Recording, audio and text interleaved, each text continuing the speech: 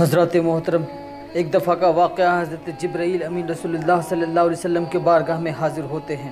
بعد عرض کرتے ہیں، یا رسول اللہ، ہم نے حضرت نوح علیہ السلام کی امت کو جہنم میں دیکھا ہے۔ یا رسول اللہ، ہم نے حضرت عیسیٰ علیہ السلام کی امت کو جہنم میں دیکھا ہے۔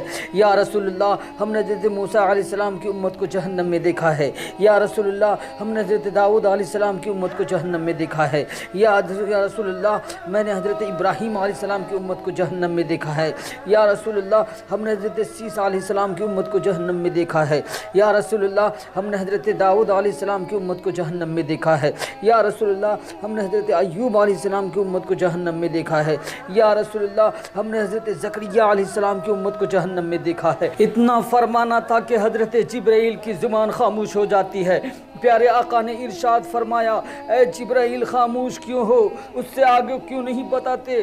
قسم خدا کی مسلمانوں، حضرت جبرائیل جانتے تھے اگر میں حضور صلی اللہ علیہ وسلم کی امتی کو جہنم میں جانے کا تذکرہ کروں گا تو نبی کی آنکھیں آنسوؤں سے اشکبار ہو جائیں گی، نبی کا قلب صادق بے چین ہو جائے گا، نبی کی بے قراری میں بدل جائے گی، نبی کی قراری بے قراری میں بدل جائے گی، نبی کا چین بے چینی میں بدل جائے گا۔ پیارے آقا صلی اللہ علیہ وسلم نے ارشاد فرمایا کہ اے جبرائیل، خاموش کیوں ہو؟ یہ تو بتاؤ کہ تم نے میری امتی کو بھی جہنم میں دیکھا ہے یا نہیں؟ میرے نبی کے اسرار پر مجبوراً عرض کرتے ہیں، یا رسول اللہ، آپ کی امت کو بھی میں نے جہنم میں دیکھا ہے۔ حضرت جبرائیل امین کی زبان حال سے اتنا سننا تھا کہ نبی کے آنکھوں میں آنسو کا سیلاب جاری ہو گیا۔ حضور صلی اللہ علیہ وسلم بے قرار ہو گئے، نبی کی قراری بے قراری میں بدل گئی اور حضور کا چین بے چینی میں بدل گیا اور مدینہ کی گلی کوچوں کو سونا کر دیا۔ صحابہ اکرام رضوان اللہ تعالی علیہم اجمعین کو جب خبر ہوئی، صحابہ نے اللہ کے رسول کو تلاش کرنا شروع کر دیا۔ کہیں نہیں مل پائے، گھر کے گھر چھان ڈالے، کہیں نہیں مل پائے، اور عاشقان رسول صحابہ کرام رضوان اللہ تعالی علیہم اجمعین آپ کی فرقت اور جدائی پر گریہ وزاری کرتے ہیں، اور ہر طرف اداسی ہی اداسی چھائی تھی، اور شہر مدینہ میں ایک سناٹا چھا گیا تھا۔ اسی عالم حزن و ملال میں ایک صاحب رسول جو روزانہ مسجد نبوی میں اپنے آقا صلی اللہ علیہ وسلم کے پیچھے نمازیں پڑھا کرتے تھے، اس لیے نمازیں پڑھنے جایا کرتے تھے کہ ایک طرف خدا کی عبادت ہوگی اور دوسری طرف چہرے انور کی زیارت بھی نصیب ہوگی، ایک طرف نماز ادا ہوگی تو دوسری جانب چہرے دوحا کی زیارت ہوگی۔ ایسے عالم میں وہ صحابی رسول محبوب پاک صلی اللہ علیہ وسلم کو سارے مدینے کی گلی کوچوں میں تلاش کر چکے مگر کہیں نہیں مل پائے۔ روتے ہوئے جنگل کی طرف چل پڑے کہ جنگل میں ایک چرواہا بکریاں چرا رہا تھا۔ صحابی رسول نے اس چرواہے سے پوچھا، اے چرواہا، یہ تو بتا، کیا تم نے میرے محبوب خدا کو دیکھا ہے؟ ما زاغ البصر، اور نورانی چہرے والے کو دیکھا ہے؟ چرواہا نے جواب دیا کہ میں نہیں جانتا کہ محمد صلی اللہ علیہ وسلم کون ہے، ما زاغ البصر والے کون ہیں۔ صحابی رسول بے قراری کے عالم میں پڑھتے ہوئے بڑھے تو پھر جب چرواہا نے اس عاشق صادق کے حال و زار کو دیکھا تو کہنے لگا کہ میں تیرے محبوب کو تو نہیں جانتا، ہاں مجھے اتنا ضرور علم ہے کہ اس کے سامنے والے و تاریک غار میں کوئی ایسا پھوٹ کر رو رہا ہے جس کی درد بھری آواز کو سن کر میری بکریاں چلنا اور چرنا بند کر دی ہے۔ صحابی رسول رو پڑے اور کہا کہ ایسے غم اور درد بھری آواز میں رونے والا ہوگا تو میرا رسول ہی ہو سکتے ہیں۔ قسم خدا کی مسلمانوں، اس چرواہا کی زبان سے اس بات کو سننا تھا کہ صحابہ کرام روتے ہوئے دوڑ پڑے تو میرے رسول سے ملاقات ہو جاتی ہے، اور کیا دیکھتے ہیں کہ رسول مکرم اپنے مبصر مبارک کو سجدے میں رکھے ہوئے ہیں۔ اور قسم خدا کی مسلمانوں، آپ نے سجدے تو بہت سے دیکھے ہوں گے لیکن رسول کا سجدہ بہت ہی نرالا اور انوکھا تھا، مگر نبی کے اس سجدے کا جواب دنیا پیش نہیں کر سکتی۔ تاریخ اٹھا کر دیکھو، جس نے بھی سجدہ کیا تو سجدے میں سبحان ربی الاعلیٰ پڑھا۔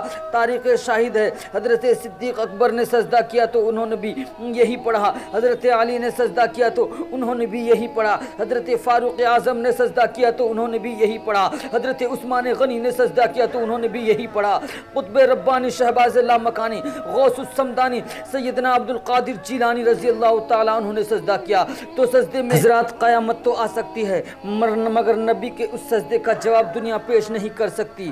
تاریخ اٹھا کر دیکھو، جس نے بھی سجدہ کیا تو سجدے میں سبحان ربی الاعلیٰ پڑھا۔ تاریخ شاہد ہے، حضرت صدیق اکبر نے سجدہ کیا تو انہوں نے بھی یہی پڑھا، حضرت علی نے سجدہ کیا تو انہوں نے بھی یہی پڑھا، حضرت فاروق اعظم نے سجدہ کیا تو انہوں نے بھی یہی پڑھا، حضرت عثمان غنی نے سجدہ کیا تو انہوں نے بھی یہی پڑھا، قطب ربانی شہباز لامکانی غوث السمدانی سیدنا عبد القادر جیلانی رضی اللہ تعالیٰ عنہ نے سجدہ کیا تو سجدے میں یہی پڑھا، خواجہ خواجگان خواجہ معین الدین چشتی سنچری اجمیری رحمۃ اللہ تعالیٰ علیہ نے سجدہ کیا تو یہی پڑھا، خواجہ معین الدین چشتی سنچری اجمیری رحمۃ اللہ علیہ نے سجدہ کیا تو یہی پڑھا، وقت کے مجدد بھی نے سجدہ کیا تو یہی پڑھا، حضرت امام احمد رضا خان فاضل بریلوی رضی اللہ تعالیٰ عنہ نے سجدہ کیا تو انہوں نے بھی یہی پڑھا۔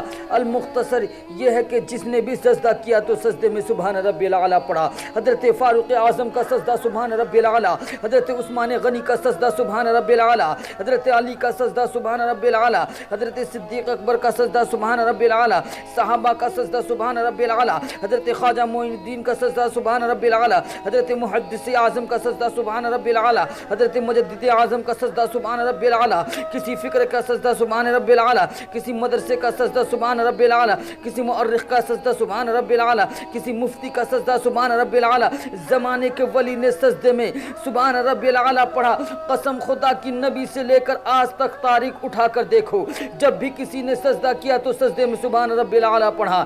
لیکن مسلمانوں نبی کا سجدہ نرالا تھا، میرے آقا کا سجدہ بہت ہی انوکھا تھا، اور زمانے نے سجدہ کیا تو اپنے رب کو یاد کیا، اور میرے مصطفیٰ نے سجدہ کیا تو ہم گناہگاروں کو یاد فرما کر بارگاہ خداوندی میں عرض کیا، رب حبلی امتی، یعنی اے خدا میری امت کو میرے حوالے فرما۔ میں عرض کر رہا تھا صحابہ رسول بارگاہ رسول میں حاضر ہوتے ہیں اور کیا دیکھتے ہیں کہ پیارے آقا زار و قطار رو رہے ہیں، اس قدر رو رہے ہیں کہ ان کے آنسوؤں سے دریا جاری ہے۔ اس لیے تو میرے اعلیٰ حضرت فاضل بریلوی نے کیا خوب فرمایا، اللہ کیا جہنم اب بھی نہ سرد ہوگا، رو رو کے مصطفیٰ نے دریا بہا دیے۔